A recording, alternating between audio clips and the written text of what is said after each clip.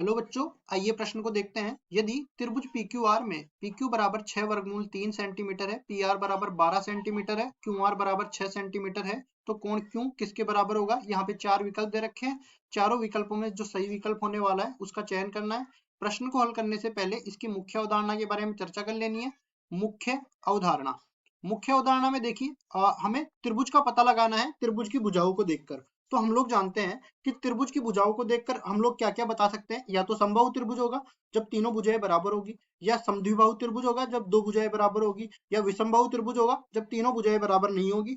अब इसके अलावा हम लोग कोणों पे चलते हैं। कोणों में अपने पास तीन प्रकार के होते हैं, ठीक है।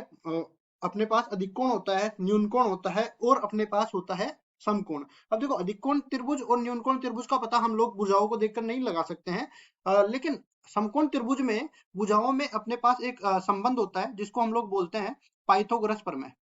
पाइथागोरस प्रमेय।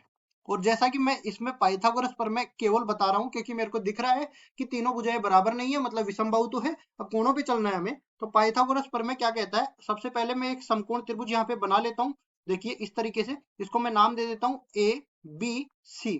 ये एक कोण 90 डिग्री का होने के कारण इसको समकोण त्रिभुज बोलते हैं। समकोण त्रिभुज के सामने वाली भुजा को बोलते हैं कर्ण, और बाकी दो बची हुई भुजाओं को एक भुजाओं में बोल देते हैं लंब, और एक भुजा को हम लोग बोल देते हैं आधार। अब इनमें संबंध ये होता है कि जो कर्ण का वर्ग होता है ये बराबर हो जाता है आधार का वर्ग प्लस लंब का वर्ग। अब आधार, लंब और कर्ण सब भुजाओं के रूप में दिए गए हैं। तो कर्ण तो AC है, तो AC का वर्ग हो जाएगा। लंब अपने पास, उससे पहले आधार, आधार BC है, BC का वर्ग हो जाएगा। लंब AB है, AB का वर्ग हो जाएगा। अब देखिए आगे हम चलते हैं, इसको सरल करते हैं। तो यहाँ पे हम त्रिभुज PQR की बात करें, सबसे पहले तो ये समकोण त्रिभुज के लिए ये लगा के देखेंगे। अब कर्ण जो है, एक एक तो पहचान ये होती है कि 90 डिग्री के सामने वाली भुजा होती है कर्ण। दूसरी पहचान ये होती है कि कर्ण सबसे लंबी भुजा होती है। तो मतलब बची हुई दो भुजाएं हैं, अगर उनके वर्गों का योगफल तीसरी भुजा के वर्ग के बराबर है तो हम लोग कहेंगे कि ये समकोण त्रिभुज है। ठीक है जी। तो हम लोग कहेंगे यहाँ पे सबसे बड़ी भुजा कौन सी है? चूंकि हम लोग जानते हैं 12 बड़ा होता है 6 वर्गमूल 3 से, और 12 यहाँ से बड़ा होता है 6 से। तो यहाँ पे कर्ण तो कौन सी हो गई? 12, और बाकी बची हुई भुजाएं ये हो गई। तो हम लोग कहेंगे त्रिभुज PQR में, त्रिभुज PQR में पाइथागोरस प्रमेय लगाने पर, पाइथागोरस प्रमेय लगाने पर, पाइथागोरस प्रमेय हम लोग लगाएंगे तो यहाँ से देखो 12 का वर्ग बराबर हो जाएगा बाकी दो भुजाओं के योगफल के वर्ग से। ठीक है। तो यहाँ पे क्या करेंगे, बाकी दो भुजाओं के वर्गों के योगफल के।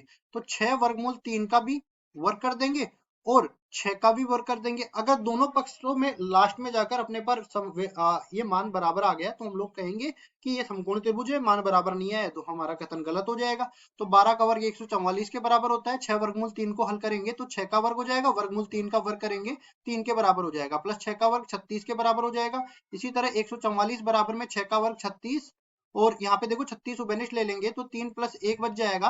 अब इसको आगे हल करते हैं तो 144 बराबर में 36 गुणा में ये हो जाएगा 4 के बराबर। अब देखिए 144 और 36 चौक 144 होता है, मतलब ही हम लोग बोलेंगे LHS बराबर हो गया RHS के। मतलब कि त्रिभुज PQR एक समकोण त्रिभुज है, समकोण त्रिभुज है। और जैसा कि हमने बताया था कि जो कर्ण होता है उसके सामने का, उसका सम्मुख कोण अपने पास समकोण होता है, या समकोण के सम्मुख भुजा कर्ण होती है। तो यहाँ पे अपने पास कौन सी बड़ी वाली कर्ण क्या थी? कर्ण यहाँ पे हम लोग देख सकते हैं 12। तो PR बराबर में 12, ये अपने पास कर्ण था। तो कर्ण के सम्मुख भुजा कौन सी हो जाएगी? यहाँ पे अगर मैं इसको बनाना भी चाहूँ तो इसको मैं P बोल देता हूँ, इसको मैं R बोल देता हूँ। तो यहाँ पे ये बचा हुआ कौन कौन सा हो गया? बचा हुआ शीर्ष Q हो गया, मतलब Q पे समकोण बनेगा। अब कोण Q का मान ही हमें पूछा था, तो हम लोग कहेंगे कोण Q बराबर हो जाएगा 90 डिग्री के बराबर। अब देखो 90 डिग्री कौन से विकल्प में दे रखा है? B विकल्प में, मतलब B विकल्प तो बिल्कुल सही उत्तर हो गया। ये तो होगी हमारे पास यादृच्छिक तरीका कि देखो डालो और निकालो। ठीक है। इसके अलावा हम लोग एक निश्चित तरीका और जानते हैं यहाँ पे, जिसको हम लोग बोलते हैं कोज्या सूत्र। कोज्या सूत्र देखो, अगर किसी को नहीं पता है ना तो इतना समझ लो कि हमारा सवाल तो हल हो गया। ये इसके अलावा मैं कुछ और बता रहा हूँ। यहाँ पे देखो त्रिभुज PQR के लिए हम लोग देख रहे हैं, हमें नहीं पता है कि समकोण त्रिभुज है क्या है।